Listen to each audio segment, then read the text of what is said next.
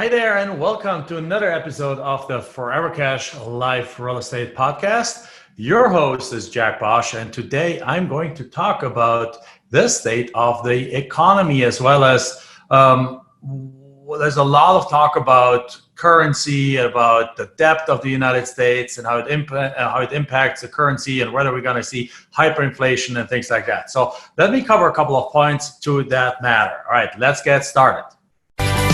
Welcome to the Forever Cash Life Real Estate Investing Podcast with your hosts, Jack and Michelle Bosch. Together, let's uncover the secrets to building true wealth through real estate and living a purpose-driven life. All right, so here we are. So today I'm going to talk about the subject of hyperinflation and what's going on with the coronavirus. Not really what's going on with the coronavirus. I don't know what's going on. I'm not a medical doctor. But in terms of what's happening right now from a point of view of the currency.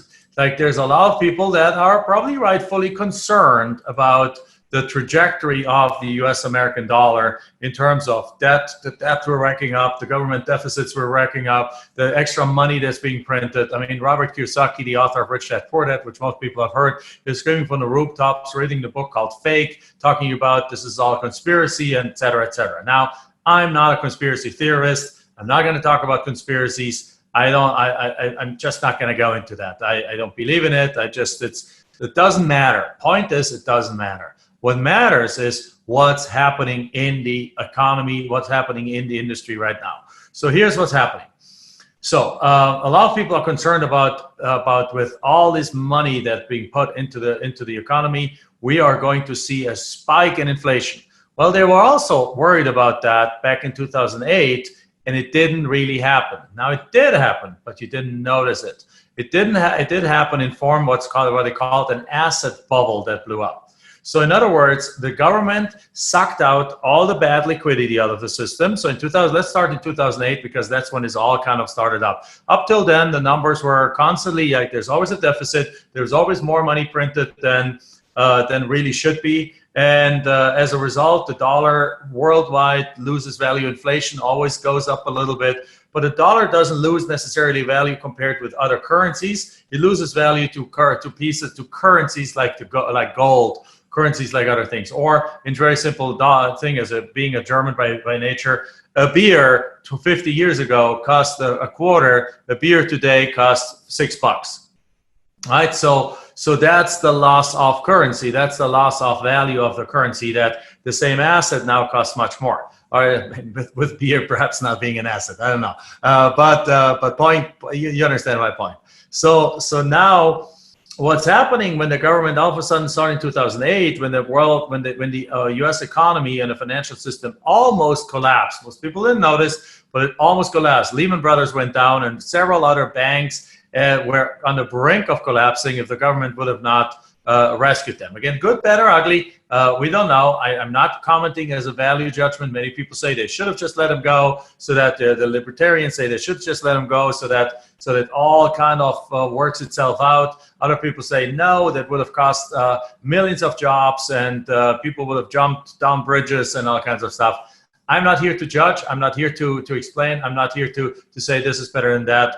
But bottom line is, if the government would have not intervened, there would have actually been a good chance that there would have been a national and potentially down then over time a global financial meltdown.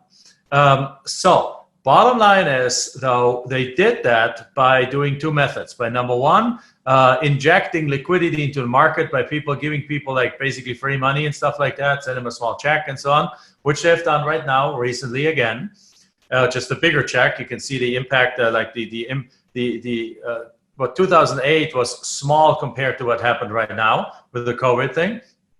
But at the same time, the Fed got the authority to actually buy what's called bad assets all the time. So they basically went to all the banks and all the things, and all the bad asset that was sitting on there, basically non-performing loans. They had put up a mortgage against a big commercial building for $100 million, and they were no longer paying. Well, they would take that and sell it on. They would have any kind of like these things that got 2008 happened. Those swap, whatever they're called, I forgot right now. but they would buy them up, and basically the Fed would eat up the bad loans and pay instead, make the banks whole again. Again, good, bad, or ugly, it's not a value judgment. That's just what happens. So when that happened, the banks were able to survive.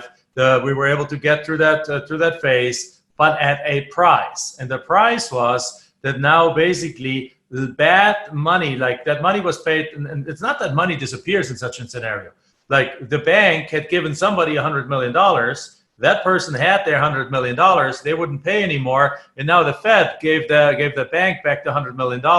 So now the bank has the $100 million back. The other $100 million are still floating around in the economy, and the Fed sitting on a note that will never be paid off because it's a bad note, and they're eating that. So in other words, the Fed basically effectively injected almost $100 million into the marketplace by doing that. Now, you think that happens, you think they're spitting in trillions of dollars into the market, and that would lead to inflation. The answer is yes, it does lead to inflation, unless at the same time, the value that is being destroyed in the marketplace is the same or more than what is being injected in the marketplace. And here's what happens. Up to 2007 and 8, we were in a big bubble.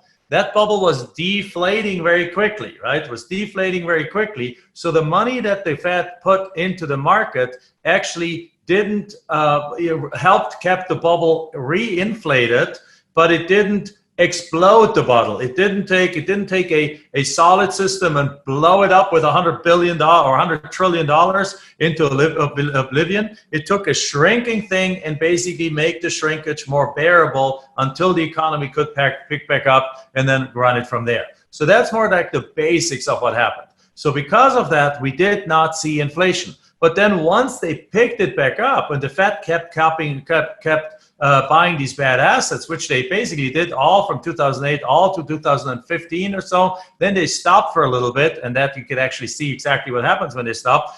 But in that 7 years that they bought this like crazy, the economy was able to 2-3 years until it kind of settled itself again. But then it went roaring back because all this liquidity is now in the market. The banks were kept whole. The investors still had the money because they got refinanced by the bank at $100 million in this example, or $500,000, or $1 million, or $10 million. They still had there's still people that had money, and the economy would now come back, and that led to the real estate market rocketing right back up, and catching up with the rest of the market. Now that's not so with where it was before, basically. Now that's not so overall bad, because if you look at markets like Phoenix, where the market went like this and it crashed like crazy, and then it came back up, roaring back up. If you take like about a 2 or 2.5% appreciation for all the way from 1999 to 2020, or from 2000 to 2020, where you would get at real estate prices that are approximately where they are today. So we're not really at a super bubble, but it helped that deflate. And in many other states, though, like Seattle and so on, the prices went crazy. In LA, the prices went crazy, and there's another somewhat of a bubble in place. So bottom line is, by the government putting in cash, it helped buffer the peace. And good, bad, or ugly, whether that's a good thing or not, it's another story. But then because the bunch of liquidity was in the system and was just sitting on the sidelines, the moment that liquidity came in, it just blew back up, and prices of the assets, particularly real estate and the stock market, went through the roof. Like, there's really, if you look at price to earnings ratios on the stock market, many experts say the stock market was, when it it's crashed right now in March, it was severely overvalued. It was at record price to earning ratios. So in other words, that money that was coming into the market from the liquidity that the Fed put into the market needed to go somewhere. So where does it go? It goes into the stock market and goes into the real estate market. That's the two biggest asset bubbles, or the asset markets where it goes into. So those were bid up right now. So no wonder when it crashed, when the market crashed, the real estate market did not crash, but when the stock market crashed right now, it's the first thing that took it down. So now what happens in this crisis? In this crisis, the government is doing the exact same thing, because it's actually a crisis, 10x crisis, compared to what happened 12 years ago. There's a 10x crisis in the sense that you had to send 30 or 40 million people home from work, right? Within a matter of 5 weeks, 35 to 40 million Americans were let go from their jobs. Now, some only temporarily, and they got right back in and so on. But 40 million people, which is really, if you look at it, 20% of the unemployment rate. I don't know how they got the unemployment rate to be only 15%. That number should be at 25%.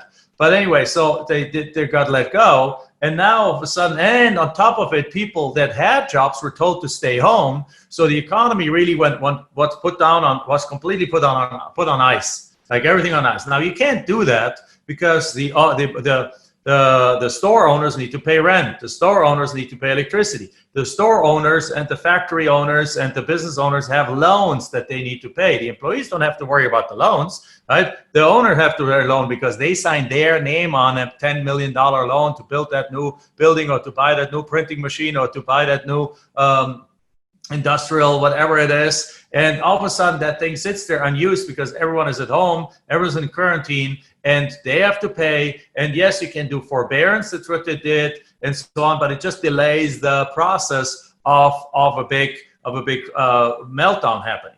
So what the government did, first of all, they said, we got to start this again. Let's give everyone money. So everyone got their, what is it, $1,250 or so for the COVID thing, the stimulus package. And for $500 per kid. Now they're talking about more things because even though the country's opening again, and Arizona, where I live, has been one of the places where it's opened the quickest again. Even there, guess what? The restaurants are still half full. The restaurants are only half capacity and they're not even full because a lot of people are afraid. The stores are still not full, right? The parking lots of the offices are still empty. So people still operating very cautiously, which hurts the economy and so on. Now it's for health reasons, and I understand. And again, I'm not talking about this good, bad, or ugly or so. It's just, I keep saying that because I want to stress the point that it's not a value judgment. It's just a description of what's going on. So now the government says, okay, we have to do a $3 trillion stimulus or $4 trillion. We got to put another one in there. And at the same time, the Fed came back out and is buying all kinds of assets again. Because last time when they stopped buying the assets, you could tell that the economy was really not yet fully self-sustainable, because the moment the Fed stopped the asset, the stock market's coming back down, some real estate prices coming back down. So they went right away in 2016 or 17 and kept buying again. So they've inflated their balance sheet quite a lot with all these bad assets, but for which they have paid money. And so there's again more liquidity than ever in there. And for example, you can tell the liquidity in the system by looking at three money factors. One of them are three measurements of money. One of them is called M1, the other one is M2, and the other one is M3. M1, as far as I know, is the amount of money that all the Americans hold in cash as well as in their checking account. So it's the instant liquidity of a market. So typically that amount has actually not gone up like crazy. That amount has been to about $3.5 trillion have been floating around in the hands and checking accounts of the American people, right?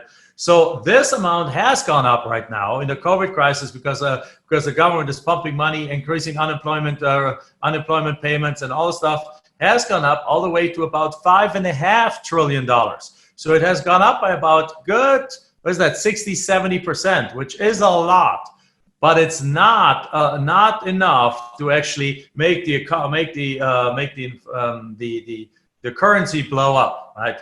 The next thing is M2 has gone up to I think $9 or so trillion, and M2 is basically cash in the bank. It's M1 plus deposits in savings accounts or or longer term deposits up to $100,000. And M3 is M1 plus M2, so it's the cash, the checking account, the safety deposits up to $100,000, and also larger sum safety depositing. So the 1%, the really wealthy that might have a few $1 million sitting in these accounts, their money is counted too. Now, I think if you want to count the impact on inflation, you want to take M1 and M2 first, because the super rich are not going to have to liquidate a $20 million safety deposit thing that they're getting a few percent from the bank on, or bonds or things like that is long-term invested for the long term, because they can they can just take their few $100,000 out and they can make their living until something like that passes through.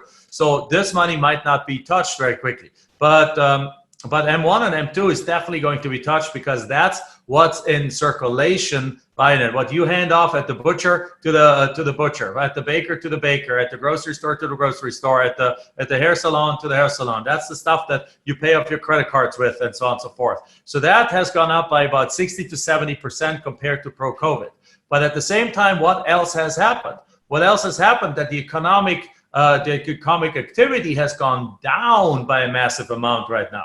So again, it's the same as 2008, that while the asset bubble, the asset values were going way down and people would spend less and there was unemployment higher and so on, the government was pumping money in to counteract that, not to create inflation, but to actually avoid a depression. And a similar thing is actually happening right now. So the government is putting in all that money in order to not cause a complete meltdown of the economic function of the United States of America. And by the way, Europe is doing the same thing. The European Union is doing the same thing. So the balance sheets and the money in circulation of all these counties is going up. And there is therefore one risk. And that risk is that if they keep pumping money into the system, that at some point of time, it does get over a certain hurdle and it blows itself out into oblivion. But let's talk about that in a second. So for now, right now, there's really not an inflationary pressure on the United States or in Europe, because right now, because the stores are not full, the restaurants are not full, and whatever else, and the entertainment places are not full, and people are not consuming a whole lot, there is actually prices are not going up because demand has gone down. At the same time, the money supply has been given. People have more money in their bank account right now. A lot of people do. Obviously, if you're unemployed and you don't get the benefit of high unemployment payments, then you might not get that benefit. Or if you had a $150,000 income and now you get a $3,500 unemployment check, that is obviously not going to equate. But there's a lot of people who made $25,000 a year in income that are now getting $2,500 in unemployment. So therefore, they're making $30,000 while not working versus making $25,000 while working. They're actually financially a little bit better off. So, but overall, again, through all the COVID, to the stimulus package, to the unemployment thing, there's actually the amount of M1 is actually bigger than it was before. There's more cash in the system right now than it actually was even like half a year ago.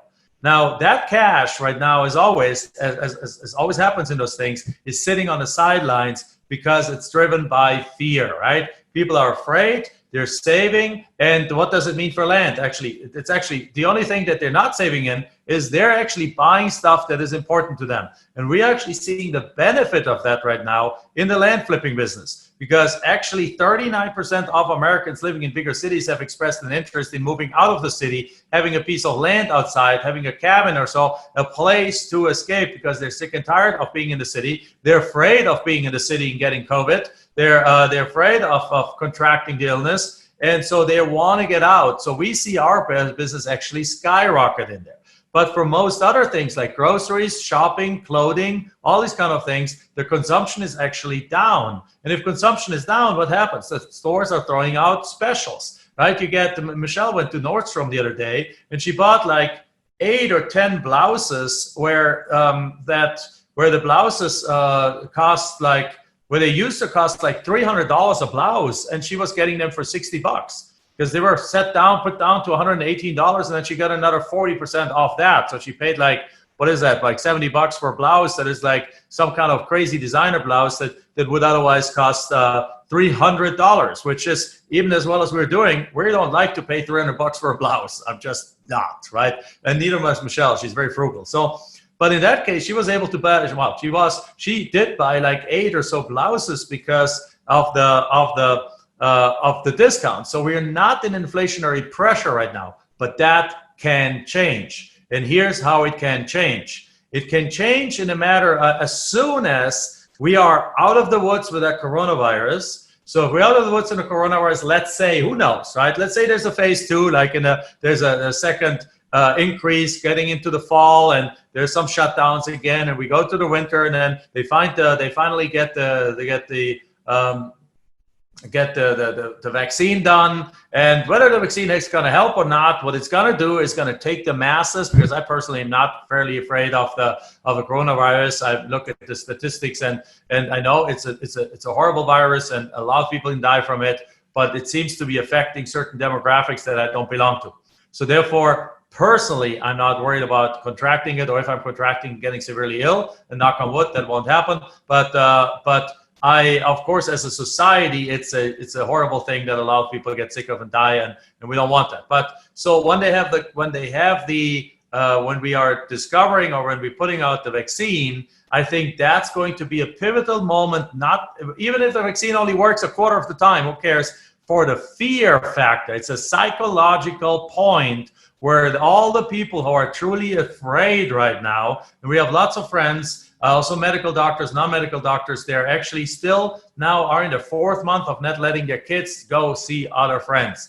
To me, that's a bit extreme, but everyone makes their own choices with their families. So the point is that the moment the vaccine is out, everyone's going to rush like crazy, get the vaccine, and everyone is going to feel safe again, and everyone is going to be go out again and consume and partake in life and partake in things. So at that moment, when the economy gets a big boost again with all of this, and the stores are filling up again, and the restrictions are being eased, and the restaurants can open again. I mean, again, friends of us, they closed their restaurant. They did only deliver and take out. Then they opened it again, and as of last week Friday, they closed it again, because in Arizona again, COVID is spiking. And even though the number of people in the hotel is going in the hospital is going up very, very little, the numbers are spiking. So it sounds like the younger people are now getting affected, and it's not as serious. They don't have to visit the hospital as much. So that might be, in my book, that is actually fairly good news. It's of course bad news that the numbers are spiking, but the fact that less people are going to the hospital is a good news, or not less, but percentage-wise. There's more in the hospital, but instead of being 1,000 people, there are now 1,050 people in the hospital. But we have twice as many people that have COVID. So really, instead of not 2,000 are in the hospital, but there's just a little bit notching up. So most people don't have to use the hospital, which is great. But having said that, once this is all over, and which I think is going to be somewhere next year, it's probably going to drag out to the rest of 2020, going to drag into spring of 2021, and then as of summer of 2021, it's the vaccines are out, everyone is fine, this virus is going away, hopefully, knock on wood. I just have a feeling that might be the timeline, and let's just think it that's it. If that's what it is, let's assume it is, even if I'm turned out to be completely wrong, obviously I have no evidence for it, nobody can see in the future, then let's assume it takes another year. And as of summer 2021, all of a sudden, everyone feels safe again. Everyone goes out again. Everyone takes care of life again. In that case, if they're at that point, the M1 and M2 are still 60, 70, 80, 100% higher than it has been now, that's going to affect inflation. Because all of a sudden, you got a lot of people with a lot of cash flowing around from saving, because it's not like that so many people make less money, but also they shrank their expenses massively. So now that happens, now all of a sudden the world opens up again, and they're all going to go spend money. Plus there might be another stimulus coming in, perhaps this fall or as it drags on. I heard that the politicians want to give us a free vacation. Right? They want us to spend $4,000 on tax, take $4,000 off our taxes. Man, I'll be happy to that. I'll spend more than a year in vacations than that. But again, all these different things are designed, or perhaps another payment to people and so on. So if that's just overall puts more money into rotation, and people are now eager to spend that money, they're going to go, then the rotation goes up. And it's not only, this is an important concept, it's complex, it's not only the amount of money of M1 that's in circulation, it's also the speed in which it circulates. That plays a big role, right? The speed in which it circulates. So for example, we can do a game where I sell you something for $10 and you sell me something for $10. Great. So I buy something from you for $10. I give you my $10, and then you buy something from me for $10, right? So that works one time, and then we both have bought something from each other. However, if we add 10 people into this game, and then we make this go once around, then everyone has bought one thing, and the money has gone around one time. However, we can go this, what if we accelerate this process? We can have that money go around once every 5 minutes, which is like, I buy you something for $10, you buy it from the other person, boom. And it goes around. Within a matter of an hour, I got 50 new items. I sold 50 new items. Business looks fantastic because now I have bought different kind of things that I need, and I've sold different kind of things that I need. There's not more money in circulation, but the money has changed hands 100 times right now, right? 10 times 10 has changed 100 hands and has behaved as if there was, just instead of 10 months, it's behaved as if there was $1,000 in the market. So the speed of turnover of the money plays a big role for that scenario.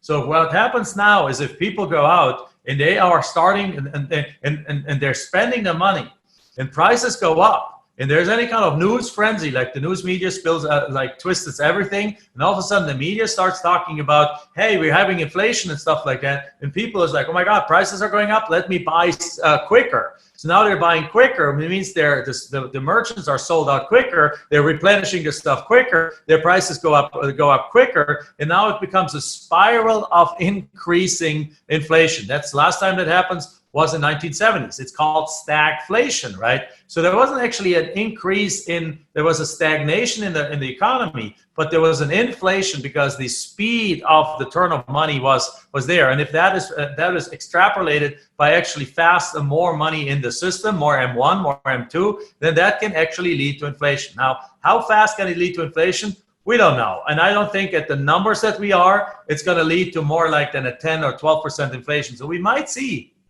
that some stuff, that interest rates go back up to 7, 8, 9, 10% in such an environment, right? Because if that happens, it could be that the Fed have to raise interest rates quite a bit. But that wasn't that far along that this was the case. When I bought my first house in the year 2001, that is just 7 years before the market collapsed in 2008. Interest rates for my home as a starter home with good credit were at 7%. I got a smoking deal buying a starter home with a 7% for a purchase price, $151,000 with a 7% interest rate and a $1,200 or $1,100 a monthly payment. Like that was normal. Today, people are getting 2.5%, 3% interest rates on their houses because interest rates are again at a rock bottom low, and they're not, and they have been for like 10, 12 years at that level. So, or going up between that and 4%. So people are not used to that, but getting back to a 7, 8, 9, 10% interest rate can definitely, absolutely happen. So what you want to do with that, again, this is not a problem. What this is going to be beneficial for is a couple of things, right? Enjoyed this episode? Then make sure you like, subscribe, and post your comments and questions below the video. We're looking forward to hearing from you.